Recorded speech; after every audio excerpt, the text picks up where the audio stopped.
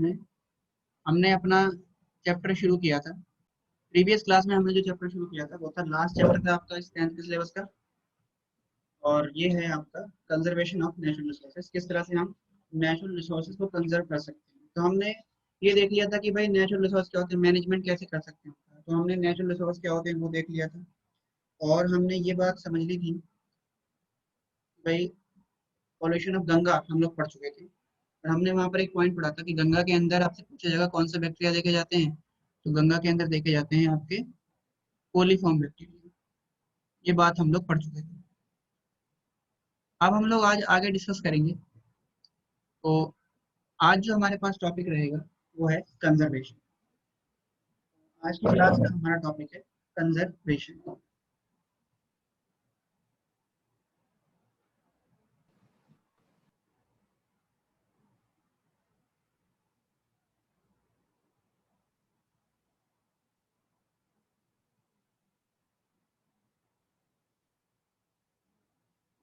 Discuss करते हैं हम लोग कंजर्वेशन।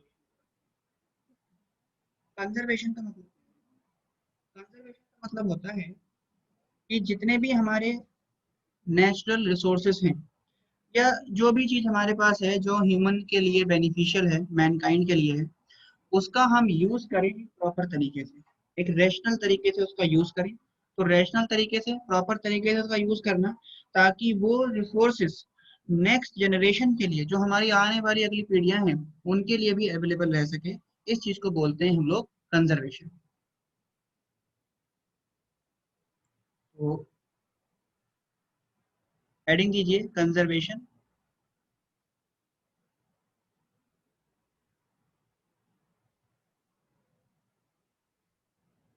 और कंजर्वेशन में लिखिए it may be defined as, इट may be defined as the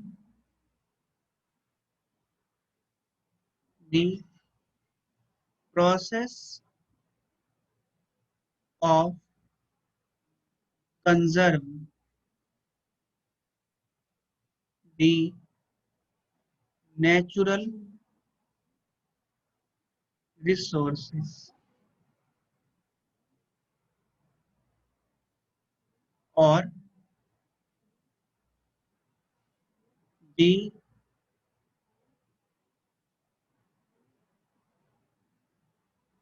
the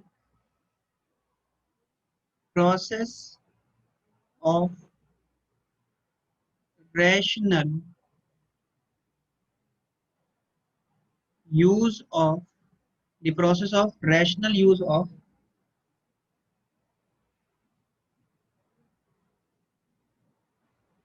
environmental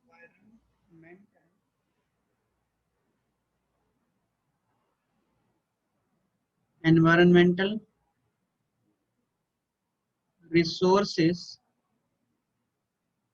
environmental resources which are for human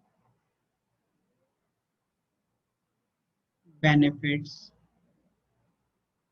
और मैनकाइंड, जो हमारे बेनिफिट्स के लिए हैं, हमारे लिए जो मैनकाइंड के लिए, यानी कि जो हमारे लिए यूजफुल रिसोर्सेस है, उनका हमें रैशनल तरीके से यूज करना है। अब क्वेश्चन ये आता है कि कंजर्वेशन क्यों जरूरी है नेचुरल रिसोर्सेज का। तो कंजर्वेशन इसलिए जरूरी है इनका, क्योंकि जब हम इनको कंजर्व करेंगे या हम इनको अगर प्रॉपर तरीके से यूज करेंगे, इनको एक्सप्लॉइट नहीं करेंगे, तो ये हमारी आने वाली अगली जनरेशन के लिए भी अवेलेबल रहेंगे। तो कंजर्वेशन जरूरी क्यों है, तो इसमें लिख लेते हैं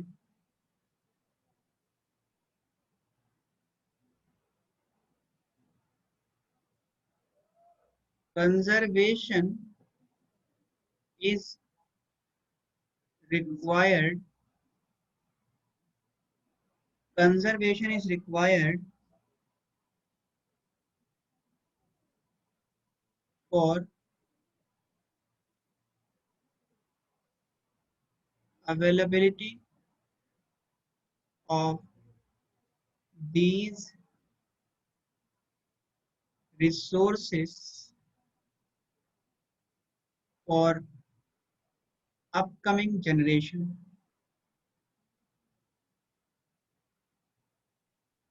upcoming generations, जो आने वाली पीढ़ियां हैं उनके लिए भी ये रिसोर्सेज रहें। यदि आप पानी को बहुत ज्यादा बहाएंगे, ड्रिंकिंग वाटर खूब बहा रहे हैं आप, ठीक है, तो क्या होगा, उससे एक दिन ऐसा आएगा कि जो पीने का पानी है वो खत्म हो जाएगा और आने वाली जनरेशन को पानी नहीं मिलेगा। या अगर हम पेट्रोलियम का बहुत ज़्यादा यूज़ करेंगे, कोयले का बहुत ज़्यादा यूज़ करेंगे, ठीक है, उसको हम एक्सप्लॉइट कर रहे हैं, तो एक दिन ऐसा आएगा कि हमारे पास वो कोल पेट्रोलियम जो है वो धीरे धीरे सारे खत्म हो जाएंगे और जब खत्म हो जाएंगे तो अगली जनरेशन के लिए वो अवेलेबल ही नहीं है। तो कंजर्वेशन के लिए कुछ तरीके निकालने, अगर हम कुछ डेवलप कंट्रीज की बात करें, जैसे अमेरिका जैसी कंट्री है जो डेवलप कंट्रियां हैं, डेवलप कंट्री में एक बहुत बड़ी प्रॉब्लम क्या है कि डेवलप कंट्री में यदि आप फूड देखेंगे तो उसमें केन फूड, सारा पैक फूड मिलता है, लगभग 50% खाना उसमें पैक्ड फूड खाते हैं वहाँ का। 50% फूड जो है वो कैसा है, वहाँ का पैक्ड फूड है। पैक्ड फूड की वजह से क्या होगा, कई सारे कंटेनर्स, ग्लास बॉटल्स, जार वगैरह हो गए, इन सब का यूज हो रहा है, प्लास्टिक मेटल्स वगैरह का यूज हो रहा है, तो ये बहुत सारा वेस्ट प्रोड्यूस होता है। ठीक है, ये इतना सारा प्रोड्यूस हो रहा है वेस्ट, तो पैकेजिंग मटेरियल का जो वेस्ट है वो बहुत ज्यादा है। इसका मतलब लगभग क्या होगा, लगभग जो वहाँ का गार्बेज होगा उसमें 85% उस गार्बेज में, ऐसे कंट्रीज में जो गार्बेज निकलेगा उसमें लगभग 85% ये सारा वेस्ट रहेगा, पैकेजिंग मटेरियल रहेगा।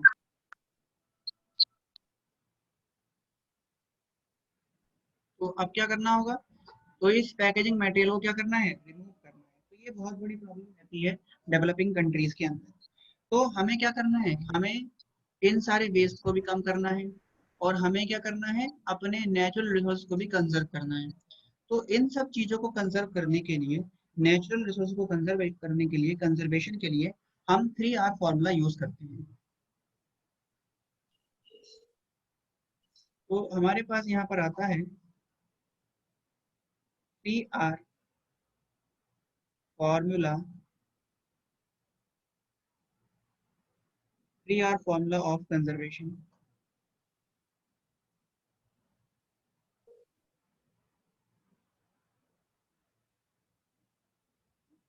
3R फॉर्मूला क्या कहता है, 3R फॉर्मूला ये कहता है कि इसमें हम 3 तरह से रिसोर्स को कंजर्व कर सकते हैं, और वो कौन कौन से हो सकते हैं। बाय दिस फॉर्मूला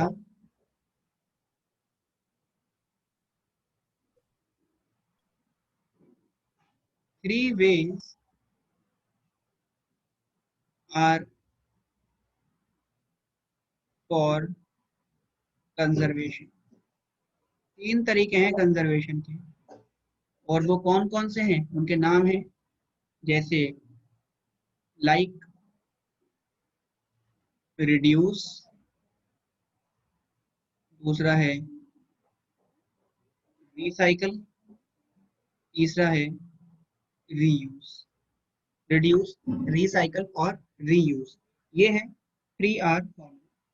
इसमें हम सबसे पहले बात करेंगे रिड्यूस की, कि रिड्यूस में हम, 3R फॉर्मूले में सबसे पहला तरीका है रिड्यूस, इससे किस तरह से हम कंजर्वेशन कर सकते हैं। फर्स्ट ऑफ ऑल हम लोग डिस्कस करते हैं रिड्यूस के बारे में।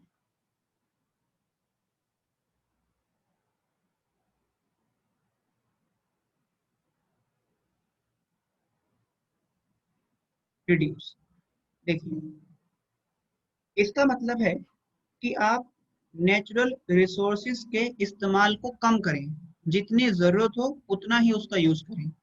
तो it means reduces the use of natural resources। Natural resources के यूज को क्या कर दें, रिड्यूस कर दें, कम कर दें। अब रिड्यूस हम कैसे कर सकते हैं, जैसे जब हमें रिक्वायर्ड नहीं है तो हम वाटर टैप को बंद कर दें ताकि पानी जो है वो बहे ना। तो इसमें क्या क्या कर सकते हैं, लाइक इसमें क्या करेंगे, जैसे सबसे पहला क्या करें, वाटर सेव, वाटर सेव करिए कैसे, by by stop the tap when no requirement, जब रिक्वायरमेंट नहीं है तो वाटर टैप को बंद कर दें ताकि पानी लीक ना हो। इसके अलावा और क्या कर सकते हैं, इसके अलावा हम इलेक्ट्रिसिटी कंजम्पशन को कम कर सकते हैं, रिड्यूस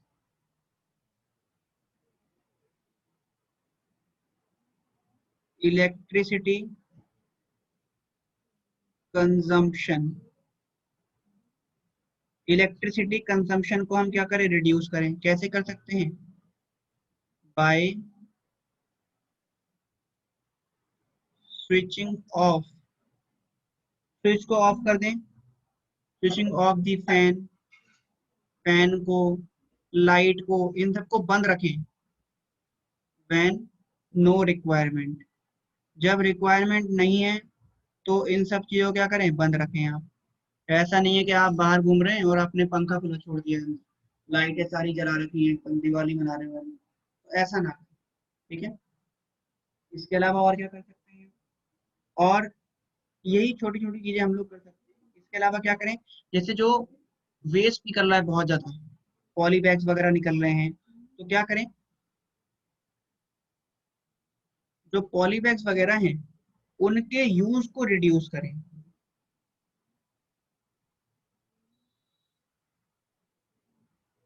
तो इसमें क्या कर सकते हैं हम लोग, नेक्स्ट थिंग हम क्या कर सकते हैं, reduce the use of poly bags, इनके रिड्यूस को घटा दें। कैसे घटाएंगे वो आपको पता ही है, आप घर से कैरी बैग लेके जाएं, ठीक है। इसके अलावा ऐसा सामान खरीदें जिनमें पैकिंग कम हो, लेस पैकिंग वाला सामान खरीदें, ऐसा ना खरीदें कि जिसमें पैकेजिंग बहुत ज्यादा पैकिंग है, तो पैकिंग से काफी सारा वेस्ट क्रिएट होगा। तो ये कुछ तरीके हैं रिड्यूस के, मतलब इस तरीके से हम रिसोर्सेज को कंजर्व कर सकते हैं। इसके बाद, रिड्यूस के बाद जो दूसरा आता है 3R फॉर्मूला के अंदर, वो है रिसाइकल। तो ये आपने लिख लिया होगा सभी ने, रिड्यूस। अब हम लोग समझते हैं रिसाइकल के बारे में।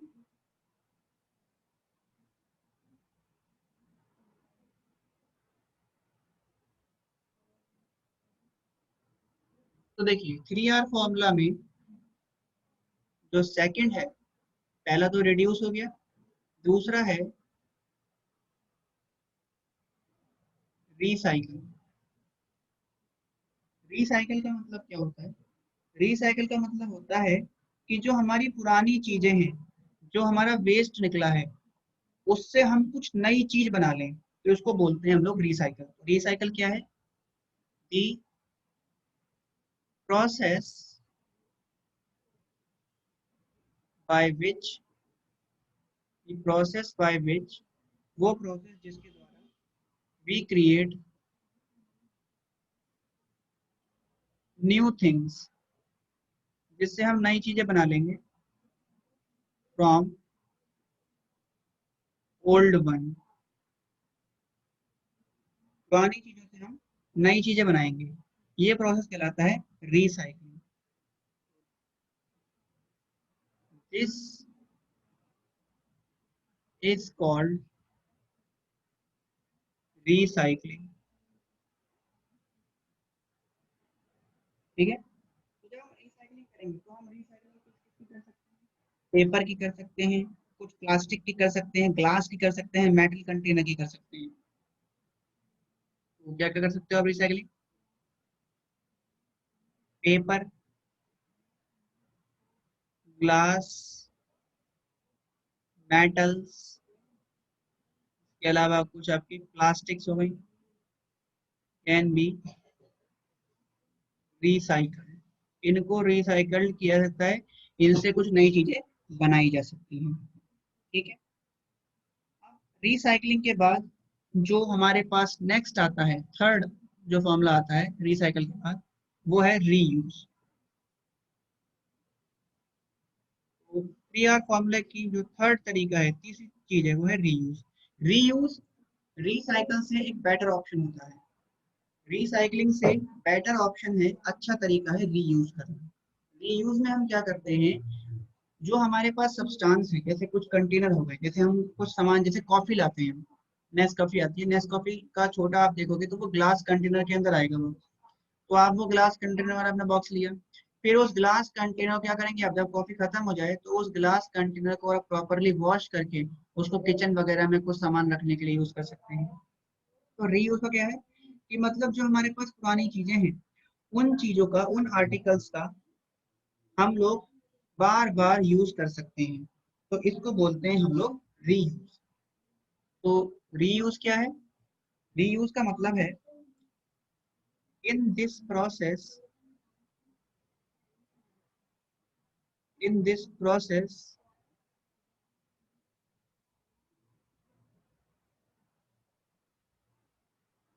articles, yes, some used articles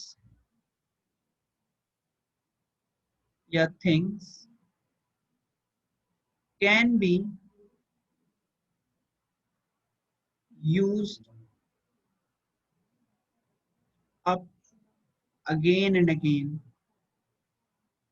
हम बार बार उन्हीं यूज चीजों को इस्तेमाल कर सकते हैं, तो इसे बोलते हैं रीयूज। ठीक है, और रीयूज जो है ये रिसाइकलिंग से एक बेटर तरीका है, तो हम ये बोल सकते हैं इट इज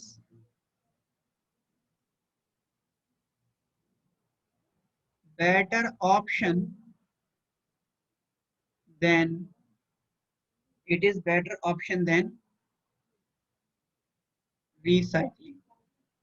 भाई रिसाइकलिंग में तो आपको इंडस्ट्री का इस्तेमाल करना होगा, आप सारा पहले वेस्ट कलेक्ट करेंगे, फिर उसको इंडस्ट्री में भेजेंगे, फिर वो वहां जाके रिसाइकल होगा, या इसके अंदर कुछ चीजें आप ऐड करोगे उसको नई चीज बनाने के लिए।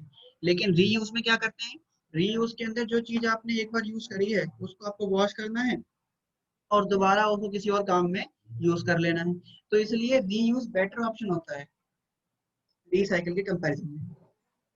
अब देखिए रीयूज में हमारे पास क्या क्या चीजें आ सकती हैं, क्या क्या चीजों को हम रीयूज कर सकते हैं, तो ऐसे कुछ एग्जांपल आप लिख सकते हो रीयूज के लिए, लाइक जैसे प्लास्टिक बोतल हो गई, कुछ केन्स हो गए, ग्लास बोतल हो गई, टीन की बोतल हो गई, plastic bottles, tin bottles, tin की बोतल्स हो गई। इसके अलावा कुछ ग्लास बोतल हो गई आपके पास, ग्लास बॉटल्स हो गई, कंटेनर्स हो गए, कंटेनर्स हो गए। ये सारी चीजें क्या कर सकते हो आप, बार बार यूज कर सकते हो। ठीक है, तो ये सारी चीजें जो है रीयूज कर सकते हो। ठीक है? इसके अलावा जैसे कुछ आपके पास, जैसे आप मार्केट से मान लीजिए कपड़े लेके आए, तो उसने आपको पॉली बैग या कैरी बैग दे दिया, उसी कैरी बैग का फिर आप यूज कर सकते हो दूसरी अदर आइटम्स मार्केट से लाने के लिए, उसी कैरी बैग को आप बार बार यूज कर सकते हो। तो ये हो गया आपका reuse। तो इस तरह से हम कंजर्वेशन कर सकते हैं। तो कंजर्वेशन के हमने तीन तरीके देख लिए, पहला देख लिया हमने रिड्यूस, दूसरा देखा हमने रिसाइकल, और तीसरा हमने समझ लिया रीयूज। अब हम इसके बाद बात करते हैं कि भाई हमें मैनेजमेंट, जो नेचुरल रिसोर्सेज है उसको हम मैनेज क्यों करें। अगर जो नेचुरल रिसोर्सेज हमारे खत्म हो रहे हैं तो हमें उससे क्या प्रॉब्लम है, खत्म होते हैं तो हो जाए, इससे हमें क्या नुकसान होगा। तो अब हम आते हैं need for management of our resources, हमारे रिसोर्सेज को मैनेज करने की हमें क्या जरूरत है। तो नेक्स्ट टॉपिक है हमारे पास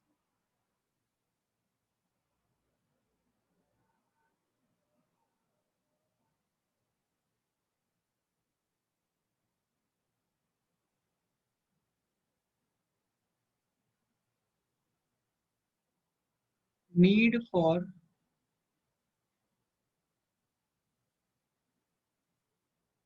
मैनेजमेंट ऑफ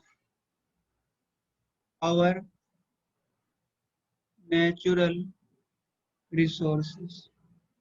नेचुरल रिसोर्सेज को मैनेज करने की जरूरत क्या है, नीड क्या है। ठीक है, इस चीज की हम लोग बात करते हैं।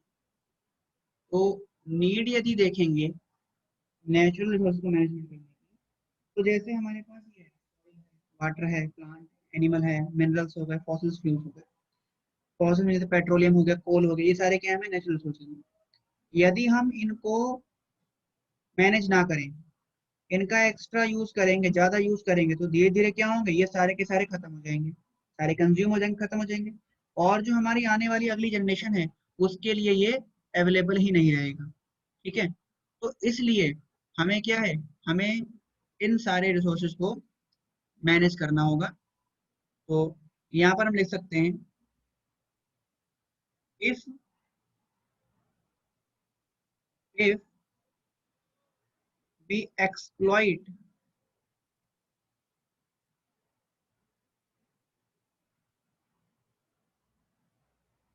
if we exploit natural resources like air, water, soil, इसके अलावा एयर, वाटर, सॉइल, इसके अलावा फॉसिल्स फ्यूल हो गए, fossils fuel like coal, petroleum, then they get या they will get consumed या एग्जॉस्ट हो जाएंगे सारे के सारे। ठीक है, खत्म हो जाएंगे, and not available for next generation. आने वाली जनरेशन के लिए ये नहीं बचेंगे, खत्म हो जाएंगे सब। इसके अलावा यदि आप मान लीजिए फॉरेस्ट कट करते जाएंगे, फॉरेस्ट भी क्या है, हमारा एक नेचुरल रिसोर्स है, उसको यदि कट करोगे, जंगल काटते जा रहे हो लकड़ियों के लिए, खूब आपने सारे जंगल काट दिए, पेड़ काट दिए, तो उससे क्या होगा, जो हमारा इकोसिस्टम है वो डिसबैलेंस हो जाएगा। या अगर सॉइल की फर्टिलिटी लगातार आप खत्म करते जा रहे हो, तो वो क्या होगा, तो हमारा इकोसिस्टम डिसबैलेंस हो जाएगा। तो if natural resources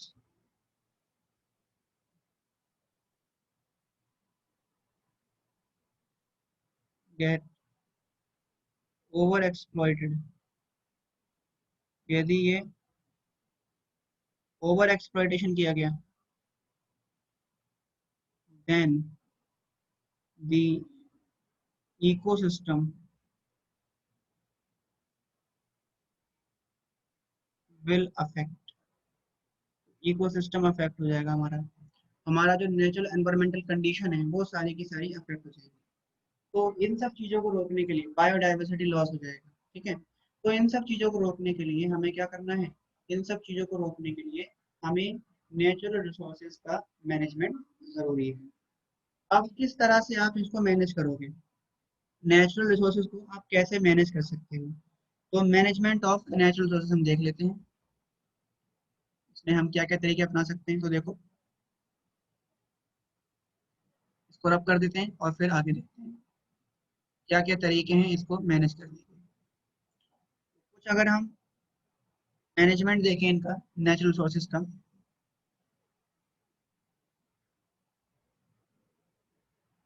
the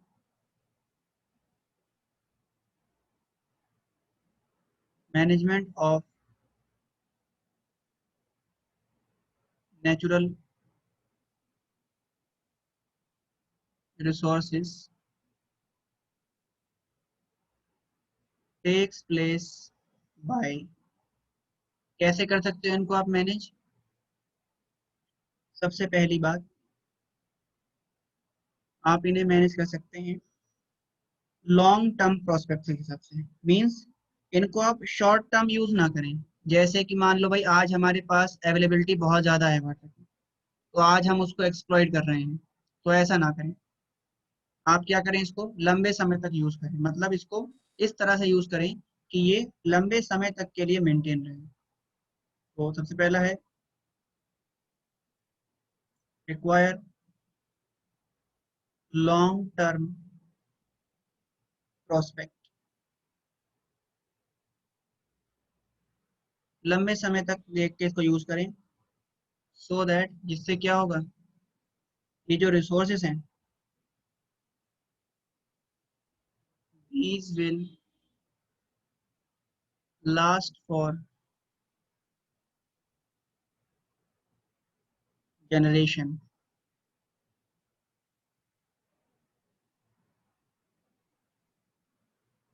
to come and will not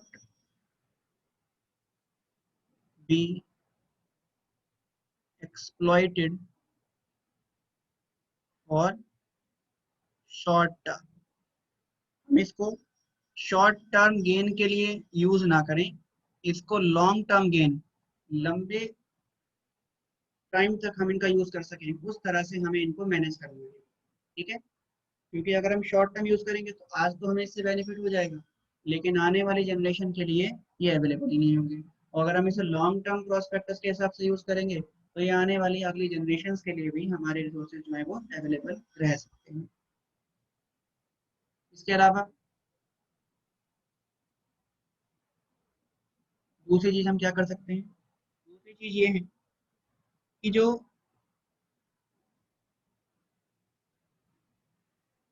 इसमें जो रिसोर्सेस हैं वो इक्वली डिस्ट्रीब्यूट होने चाहिए सबके लिए। ऐसा नहीं है कि जो एक पर्सन, कुछ पर्सन तो रिसोर्सेज का यूज कर रहे हैं और कुछ पर्सन जो हैं उनके लिए वो रिसोर्सेज अवेलेबल ही नहीं है। तो इक्वल डिस्ट्रीब्यूशन होना चाहिए नेचुरल रिसोर्सेज का।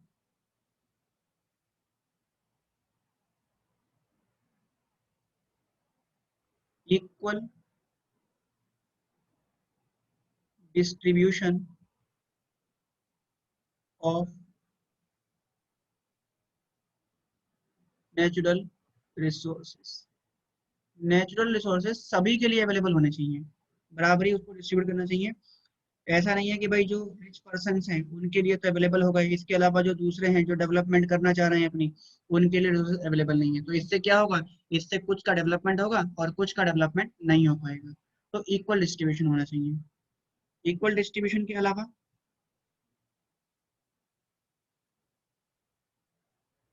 जो नेचुरल रिसोर्सेज हैं उनको क्या करें, उनको हम इस अमाउंट से यूज करें, उनको ओवर एक्सप्लॉइटेशन ना करें। मतलब ऐसा नहीं है कि जब मान लो हमें एक पर्टिकुलर अमाउंट में किसी एक रिसोर्स की आवश्यकता है, जरूरत है, तो जितनी हमें रिक्वायरमेंट है उतना ही हम उस रिसोर्सेज को यूज करेंगे।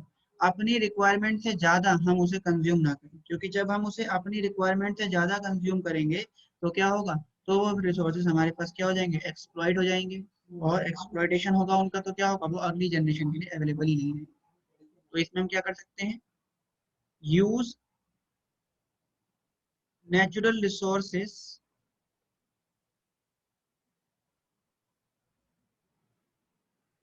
Natural resources as per requirement.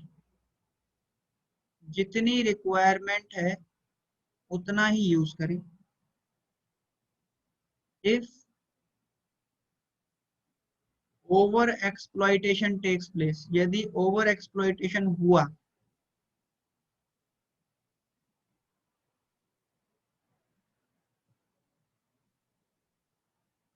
then these resources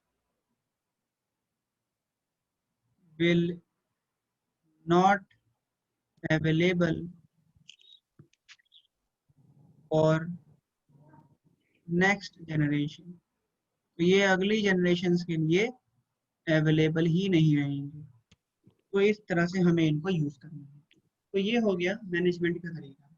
इस तरह से हम नेचुरल रिसोर्सेज को मैनेज कर सकते हैं। अब नेचुरल रिसोर्सेज को मैनेज करने के बाद हमारे पास आता है फॉरेस्ट और वाइल्ड लाइफ। फॉरेस्ट को और वाइल्ड लाइफ को हमें क्यों मैनेज करना चाहिए, तो फॉरेस्ट से हमें क्या क्या बेनिफिट होते हैं, बहुत सारी चीजें हम देखेंगे। और जो वाइल्ड लाइफ है उससे हमें क्या क्या बेनिफिट होते हैं, ये सारी चीजों को हम लोग डिस्कस करेंगे। नेक्स्ट टॉपिक हमारे पास आता है अब फॉरेस्ट एंड वाइल्ड लाइफ।